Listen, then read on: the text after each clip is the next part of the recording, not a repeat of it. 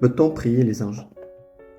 Il n'y a pas longtemps, je suis entré dans une boutique d'objets, de livres liés à l'ésotérisme et liés à l'occultisme. Et je regardais cette boutique, je me promenais et puis j'ai posé la question à la personne qui tenait cette boutique, qu'est-ce qu'elle pratiquait. Alors elle m'a partagé qu'elle entrait en connexion avec les anges et puis elle m'a décrit un petit peu comment elle voyait le monde spirituel.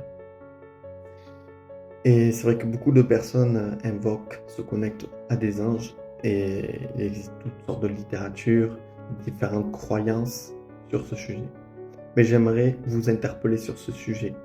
Je crois en effet que les anges existent, Dieu les a mis à notre service et il y a une interaction entre le ciel et la terre par les anges. Mais la Bible nous avertit clairement de ne pas entrer par nous-mêmes en contact avec eux. Pourquoi? Parce que les anges sont des êtres supérieurs aux hommes. L'homme est vulnérable entre leurs mains.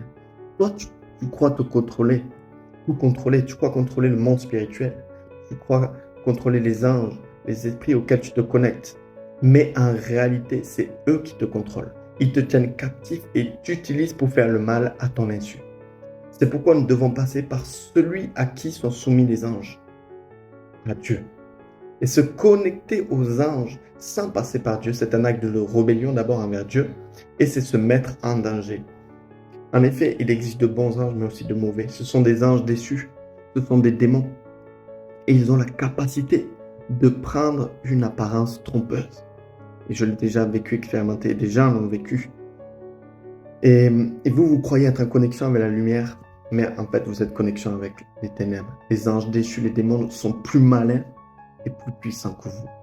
L'homme est né dans le péché, c'est-à-dire dans les ténèbres. Il n'a pas la capacité par lui-même de pouvoir discerner ce qui vient de la lumière et de discerner ce qui vient des ténèbres, entre le bien et le mal. C'est pourquoi quand Jésus-Christ est venu, il a dit « Je suis la lumière du monde ». Celui qui croit en lui ne reste pas dans les ténèbres, mais il reçoit la lumière qui nous aide à discerner le monde spirituel et à démasquer les œuvres du diable. Jésus-Christ est le seul avec qui nous devons rentrer en connexion dans le monde invisible.